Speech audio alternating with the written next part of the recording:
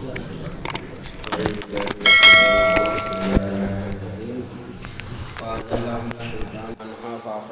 مما كانا فيه وقلنا اهبطوا بعضكم لبعض عدو ولكم في الأرض مستقر ومتاع إلى حين۔ تو شیطان نے جنت سے انہیں لغزش دی اور جہاں رہتے تھے وہاں سے انہیں الگ کر دیا، اور ہم نے فرمایا نیچے اترو، آپس میں ایک تمہارا دوسرے کا دشمن اور تمہیں ایک وقت تک زمین میں ٹھہرنا اور برتنا ہے۔ تو آدم علیہ الصلوۃ والتسلیم کا جنت سے زمین پر آنے کا واقعہ پچھلے جمعے بتایا کہ کیسے شیطان لعین جنت کے دیوار پر پہنچا اور پہنچ کر اس نے حضرت آدم علیہ الصلوۃ والتسلیم اور حضرت حوا کو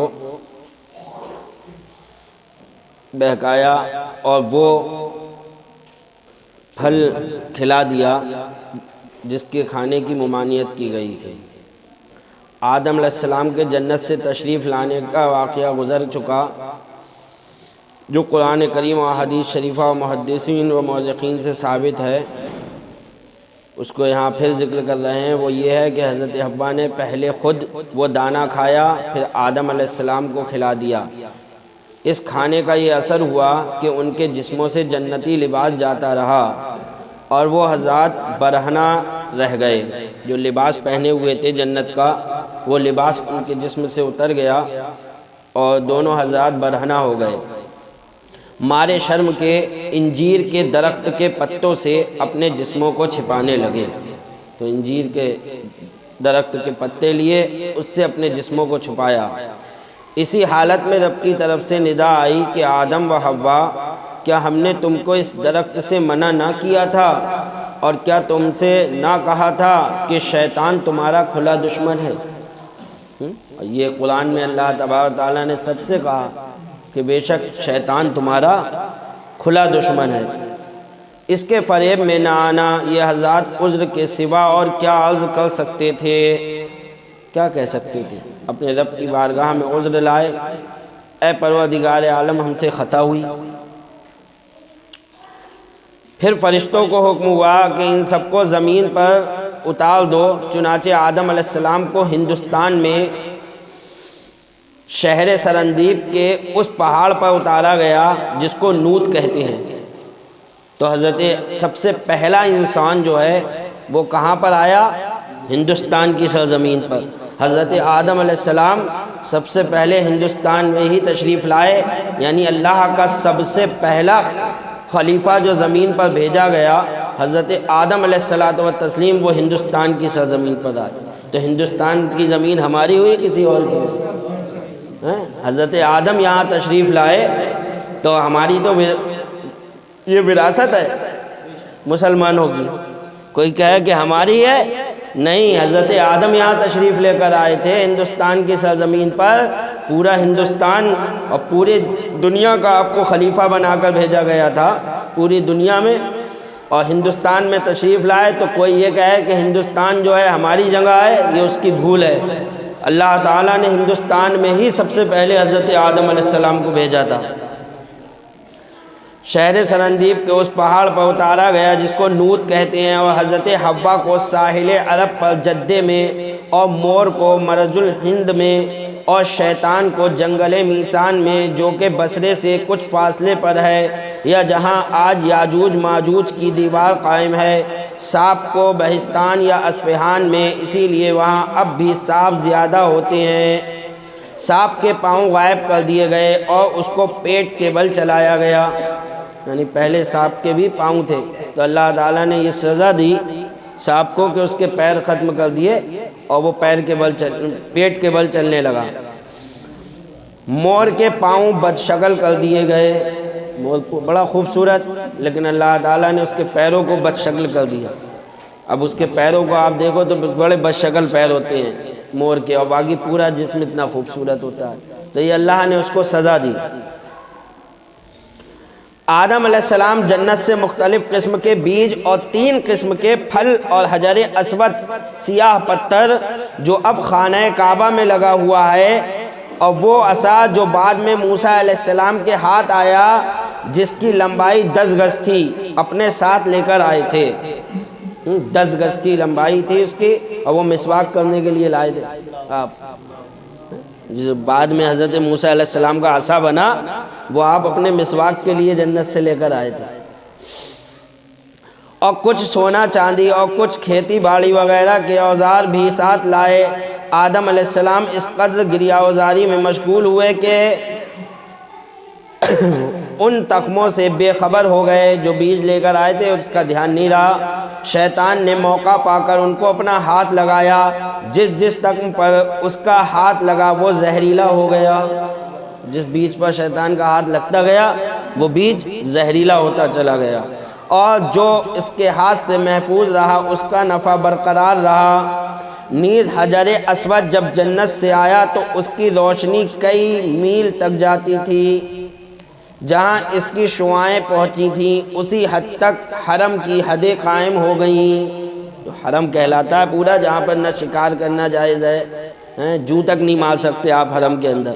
تو جب حجر اسود زمین پر آیا تو اس کی شعاعیں جہاں تک پہنچیں, جب اس کو کعبے کی طرف رکھا گیا جہاں تک اس کی شعاعیں پہنچیں اتنی ہی جگہ جو ہے قائم کر دی گئی.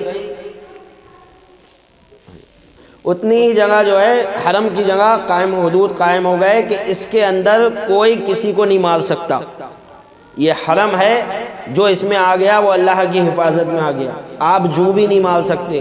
اپنے سر کی جو مارنا چاہو تو جو مارنے کی بھی آپ کو اجازت نہیں ہوگی. ایک واقعہ یاد آ گیا کہ ایک بھیڑیا شکار کرتا ہوا کسی جانور کا شکار کر رہا تھا. تو وہ بھیڑیا جس جانور کا شکار کر رہا تھا وہ حرم کے حدود میں آ گیا. جب اندر آیا تو بھیڑیے نے شکار کرنا چھوڑ دیا اور واپس چلا گیا. جب کسی نے یہ دیکھا تو کہا سبحان اللہ. مکہ کے کافروں میں سے کسی نے دیکھا کہ سبحان اللہ, یہ حرم ہے اللہ کا گھر کہ اس کا احترام جانور بھی کر رہے ہیں. تو اللہ تعالیٰ نے اس بھیڑیے کو زبان عطا کر دی اور وہ بولا تو میرے اوپر حیران ہو رہا ہے کہ میں حرم کا احترام کر رہا ہوں اور اس حرم کو مبارک بنانے والے محمد مصطفیٰ آ چکے ہیں تو ان کا کلمہ پڑھ کے مسلمان نہیں ہو رہا. تو یہ وہ حرم ہے. نیز آدم علیہ السلام کو دنیا میں آ کر بہت وحشت اور گھبراہٹ ہوئی. حضرت جبریل علیہ السلام بحکم الہی زمین پر آئے اور بلند آواز سے اذان کہی. جب زمین پر آئے تو رات کا وقت تھا. آپ نے تو رات دیکھی نہیں تھی تو اندھیرے سے گھبرائے کہ یہ اندھیرا کیسا ہے. کافی وحشت ہوئی. تو جب فجر کا وقت ہوا, صبح صادق ہوئی اور روشنی کی کرن پھوٹی اور جبریل علیہ السلام تشریف لائے اور آپ نے اذان پڑھ دی اور بلند آواز سے اذان کہی. جب آدم علیہ السلام نے اذان میں حضور علیہ السلام کا نام سنا تب ان کی وہ وحشت دور ہوئی. یہ تمام واقعات صحیح احادیث سے ثابت ہیں جن کو شاہ عبدالعزیز محدث دہلوی نے تفسیر عزیزی میں اسی مقام پر جمع فرمایا ہے. شاہ عبدالعزیز محدث دہلوی رحمۃ اللہ تعالی علیہ نے ان واقعات کو نقل فرمایا ہے. تو سب سے پہلے جو اذان دی وہ کس نے دی؟ حضرت جبرائیل علیہ السلام نے. آدم علیہ السلام جب زمین پر تشریف لائے. آدم علیہ السلام کی وفات. جب آدم علیہ السلام کا وقت آخر آیا آپ کو جنتی میوے کھانے کی خواہش ہوئی. اپنے فرزندوں سے کہا کہ کعبہ معظمہ میں جاؤ اور وہاں دعا کرو کہ اللہ تعالیٰ میری یہ تمنا پوری کرے. فرزندان آدم حکم پا کر وہاں پہنچے. انہیں حضرت جبرائیل و دیگر فرشتے ملے جن سے انہوں نے آدم علیہ السلام کی فرمائش کا حال بیان کیا. فرشتوں نے کہا ہمارے ساتھ آؤ, ہم جنت کے میوے اپنے ساتھ لائے ہیں. چنانچہ یہ سب آدم علیہ السلام کے پاس پہنچے. حضرت حوا ان فرشتوں کو دیکھ کر ڈرنے لگیں اور چاہا کہ آدم علیہ السلام کے دامن میں چھپ جائیں. انہوں نے فرمایا کہ حوا اب تم مجھ سے الگ رہو, میرے اور رب کے قاصدوں کے درمیان آڑ نہ بنو. فرشتوں نے آدم علیہ السلام کی روح قبض کی. تو اس طرح قبض ہوئی. پہلے بتا دیں ہم آپ کو کہ پہلے فرشتے جو موت کا فرشتہ ہے یہ سب کے سامنے جو روح قبض کرنے جو ہے سب کے سامنے آتے ہیں، ایسے ہی سب دیکھتے تھے، جیسے اب کوئی نہیں دیکھتا ہے، جب فرشتے آتے ہیں تو تب دیکھتے تھے۔ آدم علیہ السلام کے آئے، حضرت حوا نے دیکھا تو گھبرانے لگی، ایسے ہی سب دیکھتے تھے۔ یہ آنا کب سے بند ہوا؟ جب حضرت نوح علیہ الصلوۃ والتسلیم کے پاس موت کے فرشتے آئے اور آنے کے بعد آپ کی روح قبض کرنا چاہی کہ اللہ تعالیٰ نے مجھے بھیجا ہے، تو آپ نے ایک زوردار چاٹا مار دیا ان کے موسیٰ علیہ السلام۔ موسیٰ علیہ السلام کے پاس آئے جب، تو موسیٰ علیہ السلام نے ایک زوردار چاٹا مار دیا جس سے ملک الموت کی آنکھ نکل آئی۔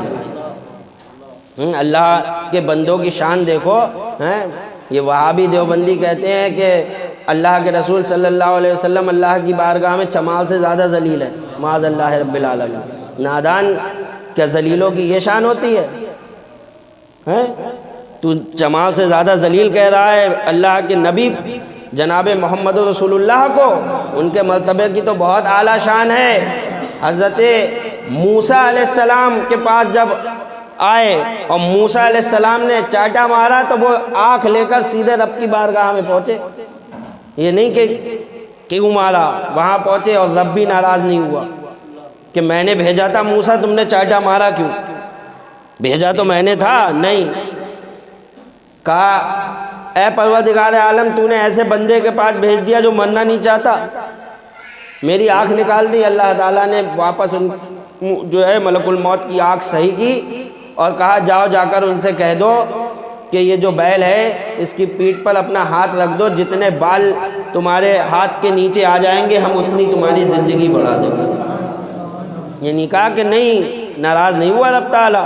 تو اللہ کے بندوں کی تو یہ شان ہے کہ رب بھی جو ہے ناراض نہ ہو، یہاں تک کہ جبرائیل علیہ السلام جبرائیل علیہ السلام کے ساتھ جب اللہ کے رسول صلی اللہ علیہ وسلم معراج کو تشریف لے گئے تو آپ نے دیکھا کوئی اپنے رب سے بہت تیزی سے گفتگو کر رہا ہے، بہت تیز آواز میں بول رہا ہے۔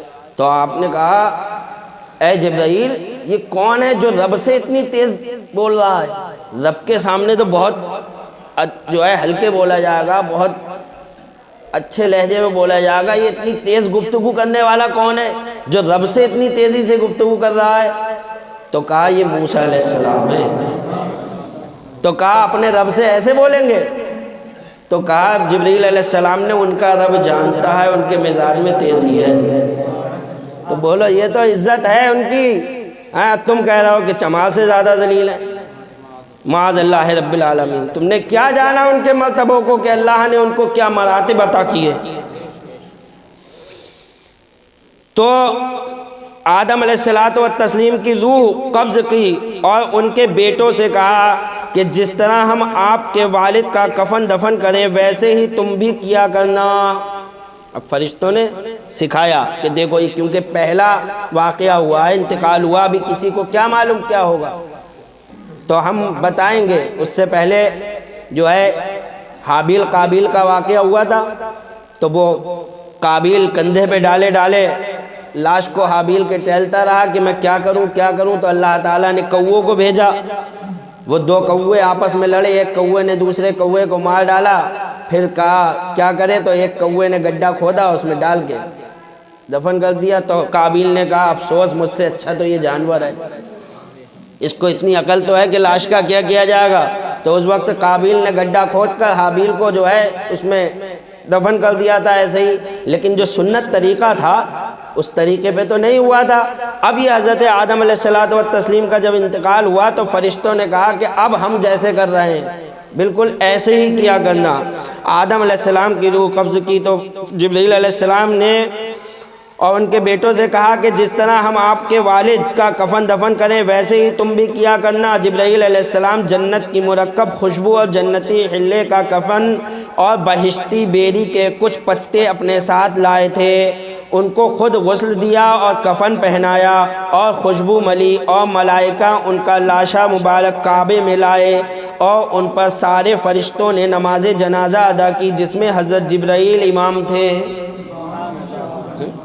امامت حضرت جبرائیل نے کی اور تمام فرشتوں نے نماز پڑھی، اور باقی فرشتے مقتدی، اور اس نماز میں 4 تکبیریں کہیں جیسے کہ آج ہوتی ہیں۔ پھر مکہ معظمہ سے 3 میل فاصلے پر مقام منی میں لے گئے جہاں کے حاجی قربانی کرتے ہیں، اور اسی جگہ حضرت ابراہیم علیہ السلام نے سیدنا اسماعیل کی قربانی کی۔ وہاں مسجد خیف کے قریب بغلی قبر کھودی گئی اور ان کو دفن کر کے ان کی قبر کو اونٹ کی پیٹھ کی طرح ڈھلان بنایا۔ بعض روایات میں یہ بھی آیا ہے کہ ان کے لاشا مبارک کو ان کی اولاد میں سے 150 آدمی خانہ کعبہ میں لائے، لہذا آدم علیہ السلام کی قبر منی میں مسجد خیف کے پاس ہے۔ حضرت آدم کی مزار شریف جو ہے وہ منی میں ہے، مسجد خیف کے پاس، اور حضرت حوا کی قبر جدہ شریف میں ہے۔ اسی طرح تفسیر عزیزی میں حضرت مجاہد سے روایت ہے۔ ان کے کچھ اور واقعات انشاءاللہ تعالی اگلی آیت میں آئیں گے۔ یہاں ایک اعتراض کرنے والے نے ایک اعتراض کیا، بے دین لوگ جو ہوتے ہیں نا وہ کچھ بھی بول دیتے ہیں، ان کو اس کا نہیں ہوتا ہم بول کیا رہے ہیں۔ تو ایک نے کہا حضرت آدم نے ہم کو جنت سے نکالا، خطا انہوں نے کی اور اسے بھگت ہم رہے ہیں۔ کسی نے کہا کہ آدم علیہ السلام نے خطا کی، نہ وہ خطا کرتے نہ جنت سے نکلتے تو ان کی اولاد بھی آج جنت میں ہی رہتی، انہوں نے نکالا ہمیں، معاذ اللہ رب العالمین۔ یہ بے دینوں کے کام ہیں جو حضرت آدم پر اعتراض کر رہے ہیں، تو اس کا جواب دے رہے ہیں کہ یہ بالکل غلط ہے، بلکہ تم جیسے بے دینوں نے آدم علیہ السلام کو جنت سے باہر نکالا۔ یہ غلط ہے کہ آدم علیہ السلام نے تمہیں نکالا، بلکہ تم نے آدم علیہ السلام کو نکالا۔ کیوں؟ کیونکہ تم ان کی پشت میں تھے اور جنت بے دینوں کی جگہ نہیں ہے۔ تھے تو تم ان کی پیٹھ میں اور تم تھے بے دین، اور بے دین آدمی جنت میں کیسے رہتا؟ تو آدم علیہ السلام تم جیسے بے دینوں کو نکالنے کے لیے دنیا میں آئے تھے، تمہیں بے دینوں کو نکالا اور واپس جنت میں چلے گئے، تم یہیں رہ گئے، اب تم جاؤ جہنم میں۔ تو یہ نہیں ہے، ہم تو الحمدللہ جنت سے نکلے ہیں تو جنت میں ہی جائیں گے، اور تم جنت سے نکلے ہو تو جہنم میں جاؤ گے، تمہیں چھوڑنے کے لیے ہی آئے تھے حضرت آدم علیہ السلام یہاں پر۔ اس لیے مرض الہی یہ ہوئی کہ آدم ان بے دینوں کو زمین پر پھینک آئیں، پھر ہمیشہ کے لیے جنت میں تشریف لائیں۔ انسان کو پلیدی پخانے میں لے جاتی ہے، نہ کہ پلیدی کو انسان، ہے نہیں؟ مثال دے کر سمجھائی، سمجھ میں آئی نہیں آئی کہ انسان پخانے کو لے کر تھوڑی جاتا ہے، جب اسے حاجت ہوتی ہے تو اسے جانا پڑتا ہے، تو اس کو نکالنے کے لیے اور نکال کے پھر واپس آ جاتا ہے۔ تو تم جیسے پلیدوں کو نکالنے کے لیے یہاں آئے تھے، تم پلیدوں کو پھینکا اور واپس جنت چلے گئے۔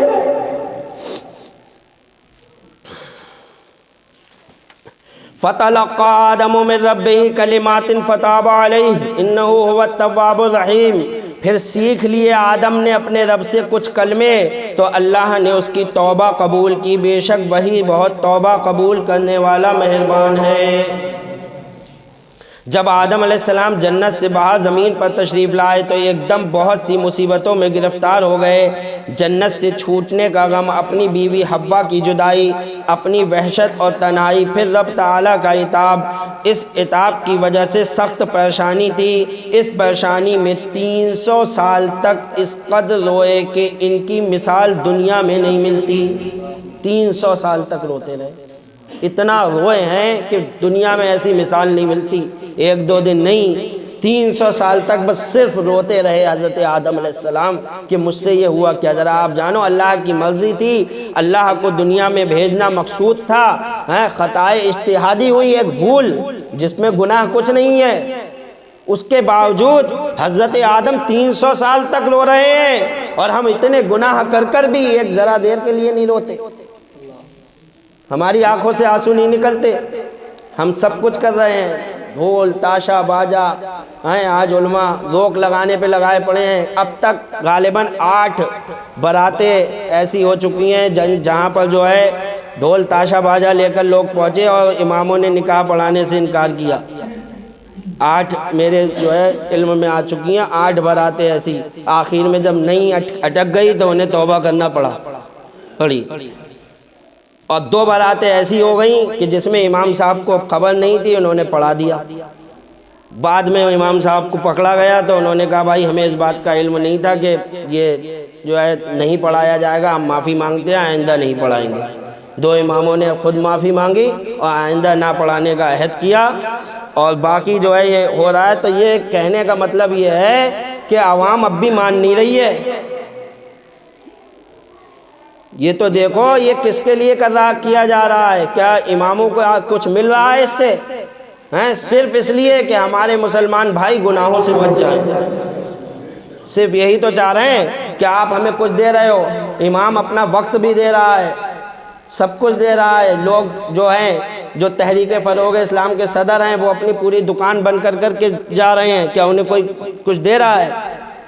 اور جو ساتھی ہیں ان کے وہ سب اپنا وقت دے رہے ہیں، کام چھوڑ کر جا رہے ہیں، 12 1 بجے تک نیند حرام کر کے ہالوں کے باہر مسجدوں میں بیٹھے ہوئے ہیں کہ دیکھیں کوئی نکاح نہ پڑھا دے۔ کس کے لیے؟ صرف آپ لوگوں کے لیے، کہ یہ ڈھول تاشا باجا، یہ جو خرافات، یہ عورتوں مردوں کا خلط ملط، ایک ساتھ بیٹھ کر عورتوں مردوں کا کھانا کھلانا، یہ جو چلا ہے سب مسلمانوں سے ختم ہو جائے اور اسلامی معاشرہ قائم ہو۔ جب ہم اسلام کے قانون پر چلیں گے تبھی تو ہم ناموس رسالت پر پہرا دیں گے، تبھی تو ہم اپنے نبی کے جو ہے ناموس پر پہرا دیں گے۔ اب ہمارے اندر خود ہی اتنی کمیاں ہیں تو ہم کیا نبی کے خاطر جان اپنی قربان کریں گے؟ پہلے ہمیں اپنے اندر کی کمیوں کو دور کرنا ہوگا تو رب کی ہمیں مدد ملے گی، تو ہم جو ہے انشاءاللہ تعالی سب کچھ جو ہے اپنے نبی پر اپنی جان قربان کرنے کے لیے تیار رہیں گے۔ اللہ تعالی ہماری غیب سے مدد فرمائے۔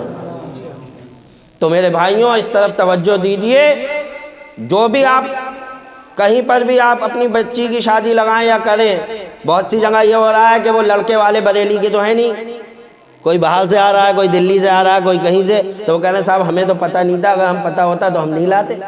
تو یہ لڑکی والوں کی ذمہ داری ہے کہ بتا دے کہ بریلی میں نکاح نہیں پڑھایا جائے گا۔ آپ دیکھیے بینڈ باجا بالکل کچھ نہیں لانا چاہیے یہاں پر، یہ آپ سمجھ لیں اگر لائے تو اس کے خامیازہ پھر آپ ہی بھگتیں گے۔ یہ ذمہ داری آپ لوگوں کی ہے، کہا ہم تو کچھ نہیں کر رہے ہیں، لیکن یہ باہر سے آنے والی باراتیں جو کر رہی ہیں ان پر روک لگائی جائے، آپ لوگ کریں گے کہ جب آپ اپنی بچی کی تاریخ طے کریں، کچھ کریں تو بتائیں، کہیں کہ کھانے کا انتظام بیٹھ کر ہو، عورتوں مردوں کا الگ الگ انتظام ہو، بیچ میں پردہ ہونا چاہیے۔